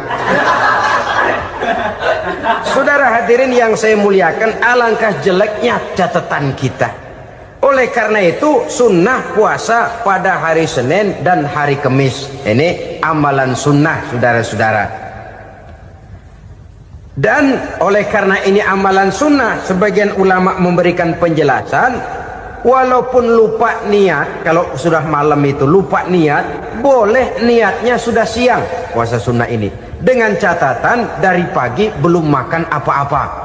Malam saudara lupa, tahu-tahu ingat ini hari Senin, dah jam 10, niatlah jam 10 itu, sah puasanya asal dari pagi belum makan apa-apa.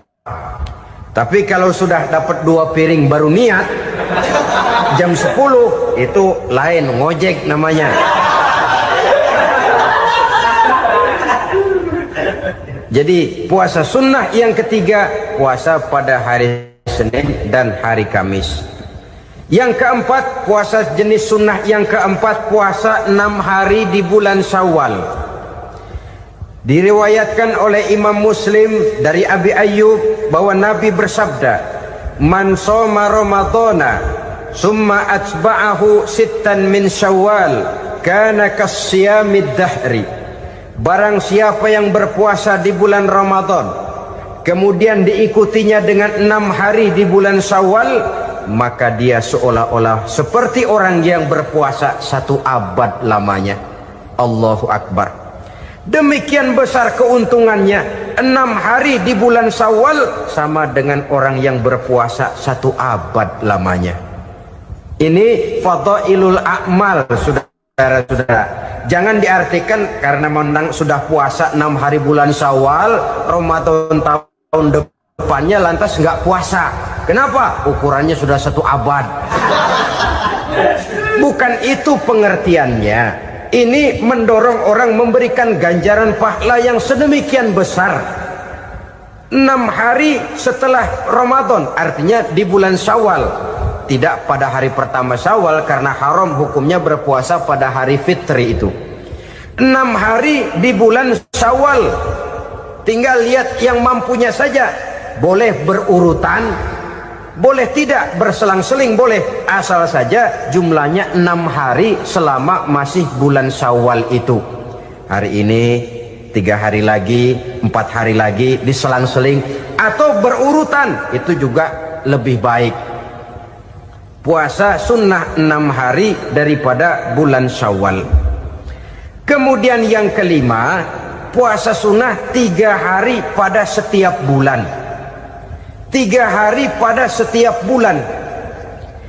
Diriwayatkan oleh Imam Bukhari dan Muslim dari Abi Hurairah. Abi Hurairah bercerita, "Ausani khalili sallallahu alaihi wasallam bisalasin."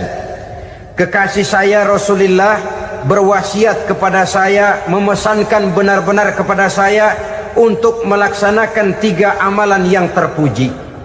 Pertama, siyamu salasati ayyamin min kulli syahrin. Puasa 3 hari dalam setiap bulan.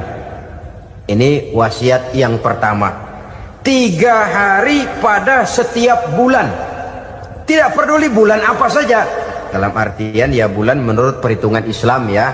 Muharram, Safar, Rabiul Awal, Rabiul Tsani, Jumadal Ula, Jumadil Akhir, Rajab, Sya'ban, Ramadan, Syawal, Zulqa'dah, Zulhijjah dan selanjutnya.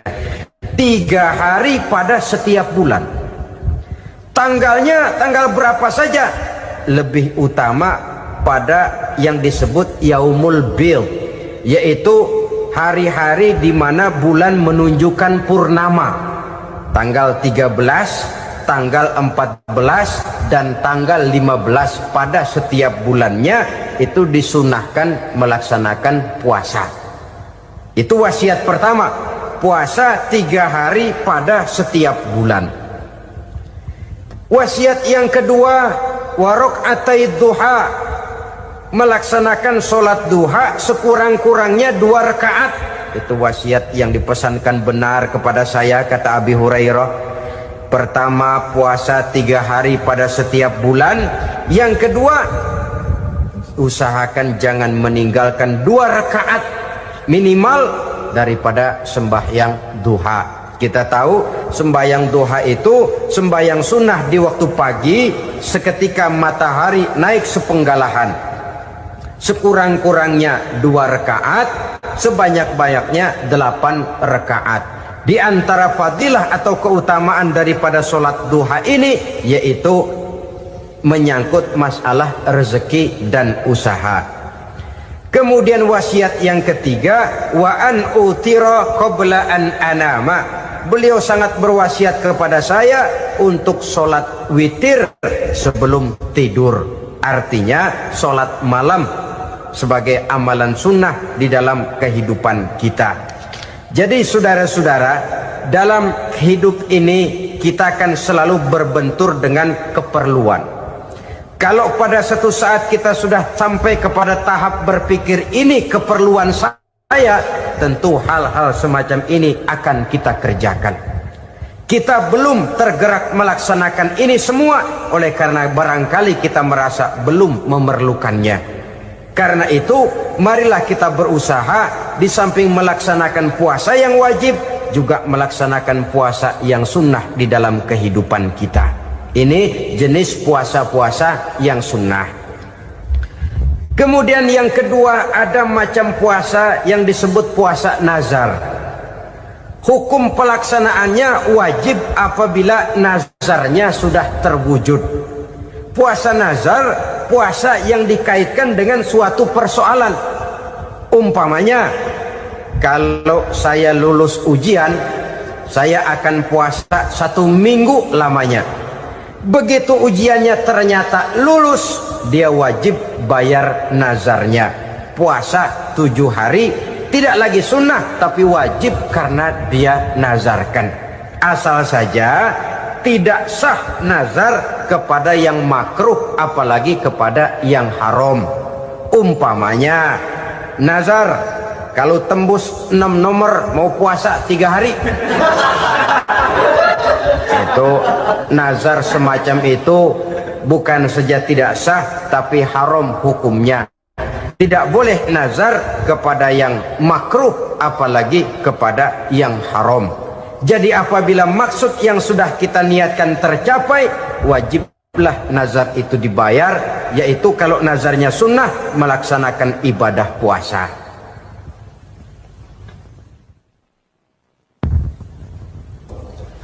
Jenis puasa yang ketiga kita kenal dengan puasa wajib, dan ini kita laksanakan pada bulan suci Ramadan. Tentang teknis pelaksanaan ibadah puasa di bulan Ramadan sudah pernah saya bicarakan pada pertemuan tentang Ramadan dan Idul Fitri. Pada kesempatan ini saya hanya ingin mengajak bahwa di dalam melaksanakan ibadah puasa Ramadan ini, marilah kita mengadakan evaluasi.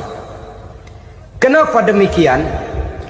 Barangkali secara jujur, walaupun agak berat, saya masih harus berkata, masih banyak di antara kita umat Islam yang di dalam melaksanakan suatu ibadah terjebak dalam rutinitas ritual. Apa itu rutinitas ritual? Itu bahasa susah. Berhubung saya tidak ingin bicara yang susah-susah, kita bicara yang mudah-mudah saja. Maksud saya, banyak di antara kita umat Islam yang di dalam melaksanakan suatu ibadah itu hanya dengan prinsip asal sekadar gugur kewajiban saja. Akibatnya, sampai sejauh mana ibadah itu berhasil membentuk kepribadian diri kita, kita jarang mengadakan evaluasi dan penilaian. Sholat yang penting gugur kewajiban. Puasa yang penting sudah gugur kewajiban. Haji yang penting sudah gugur kewajiban. Maka jangan heran kalau itu yang jadi prinsip, ibadah lantas tidak punya dampak dalam membentuk kepribadian diri. Banyak orang yang rajin sholat tapi munkarnya jalan terus. Sampai kadang-kadang kita bingung, yang sembahyang dia, yang nyolong dia. Puasanya kelihatannya tekun tapi tidak punya kepekaan sosial. sama yatim piatu bersifat masa bodoh, sama fakir miskin malah gemes.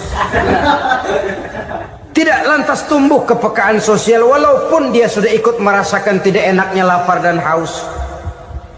Ada juga yang sudah haji 4-5 kali mondar-mandir Jakarta Mekah, tapi gaya hidupnya tetap seperti katak di kolong tempurung, picik, sempit pandangan, dangkal hati, tidak terbuka walaupun sudah melihat Islam dalam skala internasional.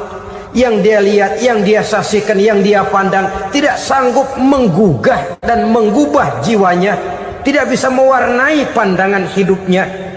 Inilah akibatnya kalau ibadah hanya dikerjakan dengan prinsip asal sekadar gugur kewajiban. Hasilnya yaitu tadi, hajinya cuma menang topi putih sama serban. Sholatnya cuma prinsip asal gugur kewajiban. Begitu juga puasanya, begitu juga zakatnya dan ibadah-ibadah lainnya. Bukan tanpa satu maksud. Jikalau Allah Subhanahu wa ta'ala memerintahkan kita melaksanakan ibadah puasa di bulan suci Ramadan, bahkan maksud itu sangat pada penghujung ayat yang memerintahkan kita puasa. Ya ayyuhalladzina amanu kutiba alaikumus siyam kama kutiba alal ladzina min qablikum la'allakum tattaqun. Orang yang beriman diwajibkan atas kamu berpuasa, telah diwajibkan juga kepada orang-orang yang sebelum kamu, la'allakum tattaqun, agar kamu dengan puasa itu menjadi manusia yang bertakwa kepada Allah Subhanahu wa ta'ala. Dengan kata lain, berhasil atau tidak puasa Ramadan kita ini akan nampak takwa kita meningkat atau tidak setelah kita melaksanakan ibadah puasa. Sehingga kalau orang mengatakan Ramadan itu merupakan month of training, bulan latihan, keluar latihan tentu harus semakin naik dan baik gaya kehidupan kita. Jadi tujuan utama daripada pelaksanaan ibadah puasa adalah untuk membentuk manusia yang bertakwa. Nah, takwa itu kata Imam Qusairi hurufnya ada 4. Ta, qaf, wawu, ya. Masing-masing huruf ini simbol dari pribadi orang yang bertakwa, bina dan dibentuk oleh pelaksanaan puasanya. Mari kita lihat. Huruf ta adalah lambang dari sifat tawadhu, rendah hati. Orang yang bertakwa, orang yang tidak mempunyai sifat sombong. Puasa menanamkan kita kesadaran terhadap kelemahan, terhadap keterbatasan, terhadap segala ketidakmampuan yang kita miliki. Ya Allah, baru sehari nggak kena makan, nggak kena minum, sudah begini lemesnya. Puasa memang, kalau pagi orang masih sehat, masih terdorong oleh sahur, siang masih lumayan, tapi zuhur ke atas biasanya mulai sikap lemah manusiawi, keterbatasan kekuatan biologis itu mulai nampak. Dari sini tanam satu kesadaran, kalau begitu apa yang mau disembuhkan di hadapan Allah? Kaya, siapa sih orang paling kaya? Ilmu, siapa sih orang paling pintar? Pangkat, siapa sih orang paling tinggi jabatannya? Dari sifat semacam ini lahir introspeksi, rasa mawas diri, timbul sifat tawaduknya, rendah hatinya, tidak melonjak menjadi angku dan sombong lantaran sedikit kemampuan dan kekuatan yang dimilikinya. Lalu untuk sikap yang lebih jauh, terwujudlah, terbentuklah apa yang dinamakan stabilitas temperatur batin. Orang tetap konstan menjaga nilai-nilai idealisme yang pernah dimilikinya. Dia mulai dengan adil, dia berjalan tetap dengan keadilan, dan dia berakhir juga tetap dalam keadilan. Jangan mulainya adil, tengahnya setengah adil, di akhirnya malah zolim sama sekali. Ini tidak punya stabilitas temperatur batin. Kan banyak orang begitu toh. Mulanya benar, belakangan mau benar sendiri. Mulanya sudah rela berkorban buat kepentingan orang banyak, belakangan malah selalu mengorbankan kepentingan orang banyak. Waktu di bawah rajin baca ayat kursi, dapat kursi lupa ayat. Stabilitas temperatur batin, tertipu oleh perasaan seolah-olah situasi dan kondisi sudah serba memungkinkan, sudah serba menguntungkan. Orang yang dibentuk pribadinya oleh pelaksanaan ibadah puasa, dia sadar apapun keberhasilannya, apapun kedudukannya, apapun nilai kekayaannya, itu cuma sebagian kecil sekali dari apa yang ada pada zat Allah Subhanahu wa ta'ala. Hati tidak takabur, sesuai dengan namanya takabur dari kalimat takabbaro ya takabbaru, membesar-besarkan diri. Orang yang suka membesar-besarkan diri, orang yang tidak yakin bahwa dirinya orang besar, lalu dibesar-besarkan dirinya. Sebenarnya itu sudah satu sikap di mana dia tidak percaya kepada diri sendiri. Dirinya sebenarnya bukan apa-apa, cuma ingin dianggap besar, lalu dibesar-besarkan. Takabbur namanya. Puasa sekali lagi melatih kita menanamkan kesadaran akan kelemahan dan keterbatasan kita sebagai makhluk. Itu sikap tawadu. Fir'aun, saudara tahu Fir'aun, lama-lama dia jadi raja, lupa diri dan lupa daratan, melonjak menjadi angkuh dan sombong sampai kepada puncak kekurang ajarannya, memproklamirkan dirinya menjadi Tuhan. Hitler juga begitu. Pendeknya orang manakala tidak ada kesadaran tentang dari mana segalanya berasal dan kemana segalanya akan kembali, dia mudah out of control. Kalau sudah out of control, maka dia akan melakukan perbuatan yang melampaui batas. Itu yang pertama. Jadi orang takwa, orang yang rendah hati, salah satu tujuan daripada pelaksanaan ibadah puasa menanamkan sikap rendah hati. Dari sikap rendah hati ini yang timbul lalu apa? Kepekaan sosial. Kalau saya puasa, saya sudah merasakan bagaimana tidak enaknya lapar. Saya sudah merasakan bagaimana tidak enaknya haus. Tapi bagaimanapun, saya lapar cuma sebentar, saya haus cuma sebentar. Selesai maghrib, lapar saya hilang, haus saya hilang. Bagaimana yatim piatu, orang-orang tua jompo yang perlu santunan, orang-orang miskin yang terkapar di kolong-kolong jembatan, yang tiap hari merasakan perasaan seperti ini tanpa tahu kapan hidup dan nasibnya akan berubah, tidur beratapkan langit berselimut koran. Kalau demikian saya ini beruntung, kalau demikian apa yang bisa saya lakukan untuk mereka? Kepekaan sosial ini lalu timbul dalam apa yang orang sekarang namakan solidaritas, kesetiakawanan sosial. Hidup tidak hanya untuk kepentingan diri dan perutnya sendiri saja, tapi mau menolong, mau membantu orang yang memang memerlukan bantuan dan pertolongan itu sendiri. Jangan setelah tahu lapar tidak enak, haus tidak enak, tapi kita tidak mau tenggang rasa, tidak mau timbang rasa. Begini loh tidak enaknya lapar, begini loh tidak enaknya haus. Ini terjadi pada diri saya masih mampu, masih berbuka puasa. Bagaimana yang tiap hari merasakan seperti ini? Tidak Ramadan, tidak Syawal, tidak Zulqa'dah, tidak Zulhijjah, selalu kelaparan dan kehausan. Dari sana timbul kepekaan sosial. Lalu lahirlah sikap pemurah, dermawan, mau menoleh ke kiri dan ke kanan. Bahkan Al-Quran itu sampai mengancam betul. Ara'aita allazi yukadzibu bid-din fadzalika allazi yad'ul yatim wa la mendustakan agama. Islam mendustakan Islam. Salat dia tapi mendustakan salat. Puasa dia tapi mendustakan puasa. Siapa mereka itu? Fadzalika allazi yad'ul yatim. Merekalah orang-orang yang meninggalkan anak-anak yatim. Wa la yahuddu ala ta'amil miskin, dan tidak pernah memberi pertolongan, tidak memerintahkan memberi makan kepada fakir miskin, walaupun dia berada pada posisi dan kondisi yang memang dia mampu. Nah, kalau dia tidak mampu itu lain soal. Dia mampu, dia tahu, dan dia diam saja, itu termasuk yukadzibu biddin, orang-orang yang mendustakan agama. Berlindung kita kepada Allah, jangan sampai termasuk ke dalam kelompok itu. Yang kedua, saudara, huruf takwa itu qaf. Qaf adalah lambang dari sifat qanaah. Qanaah artinya merasa cukup.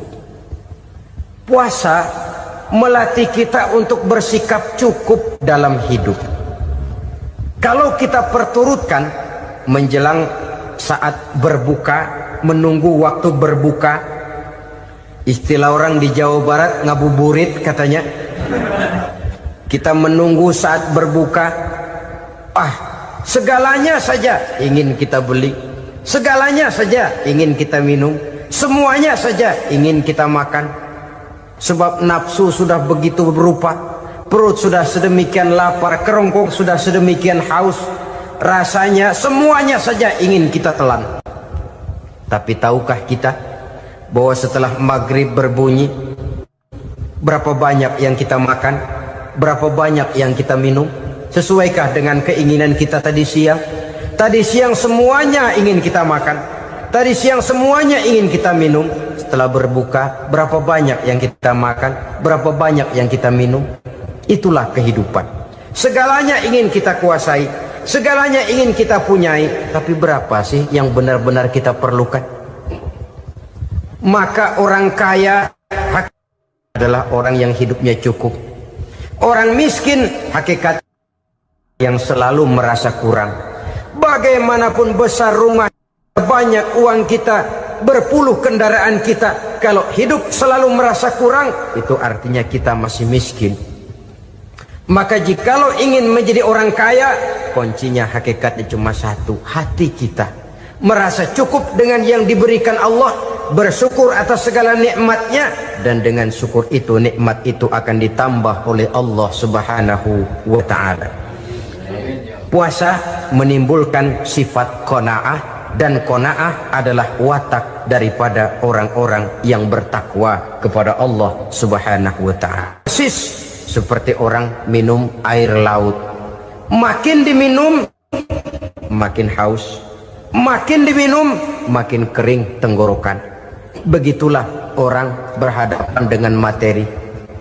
Tadinya dia akan senang kalau dia merasa punya tanah ratusan hektar. Sudah ratusan hektar tidak cukup, ngelamun lagi, alangkah nikmatnya kalau bisa beli gunung. Gunung dibeli, sudah punya gunung, lihat laut, aduh kalau laut juga bisa dibeli, beli lagi laut. Sudah punya laut, lihat ke atas, langit ada yang jual apa enggak ya?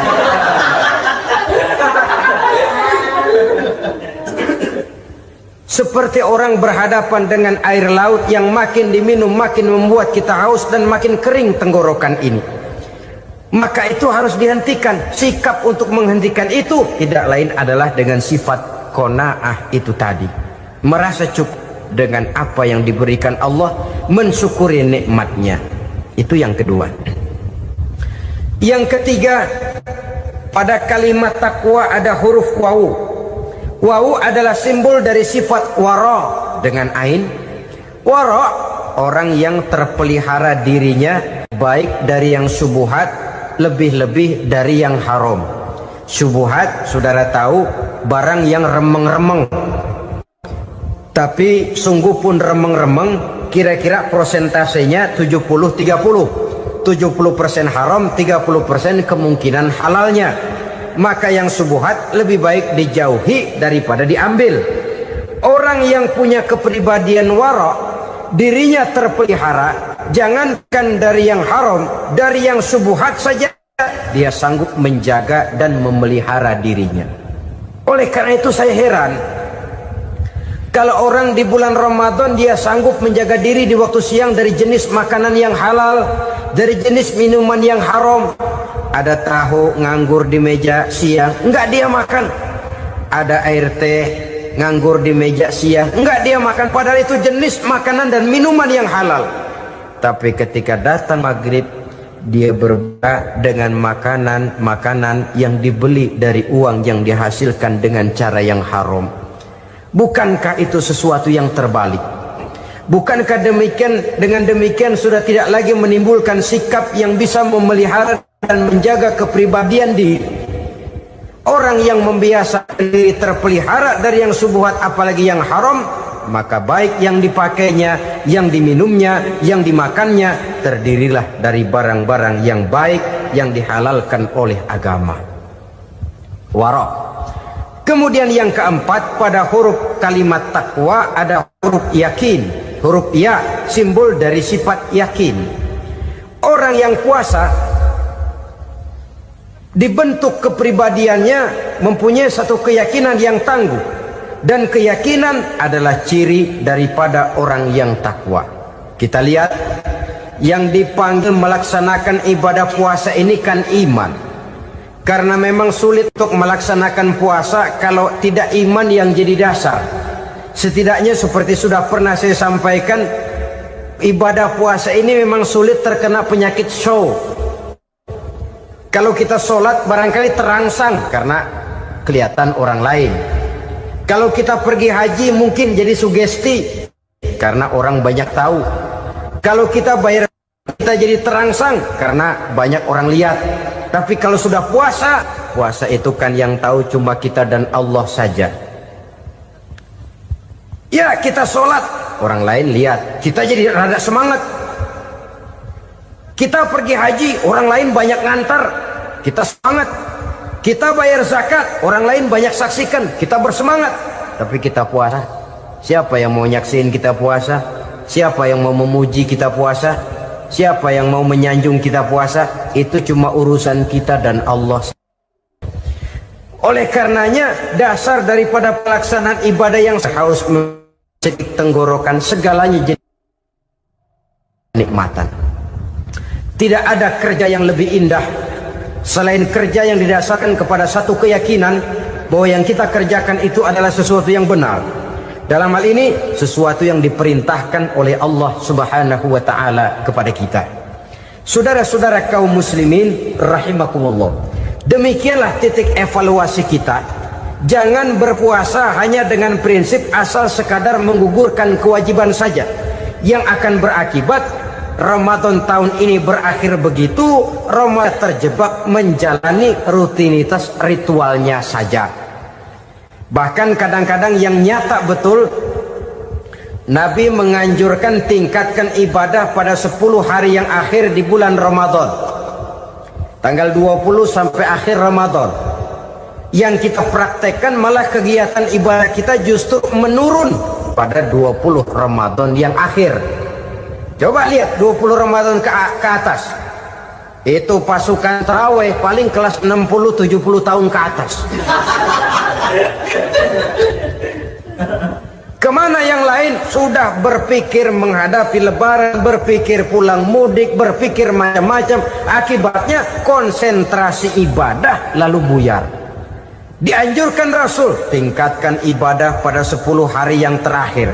Kita malah makin ke akhir makin lancip.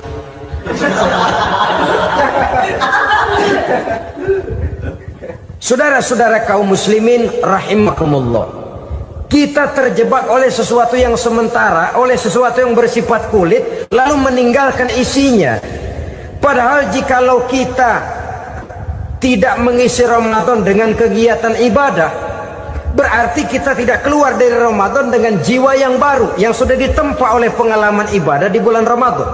Artinya kita tidak kembali kepada fitrah, kesucian seperti saat kita dilahirkan. Lalu kalau kita tidak kembali kepada fitrah, apa yang mau kita rayakan pada Idul Fitri itu? Di mana letak kegembiraan kita? Di mana letak kebahagiaan hati? Kembalikah kita kepada fitrah? Tidak. Benarkah puasa yang kita kerjakan? Kelihatannya juga tidak. Adakah dampak dari pelaksanaan ibadah dalam pribadi kita? Tidak. Kadang-kadang Ramadan selesai malah teriak merdeka.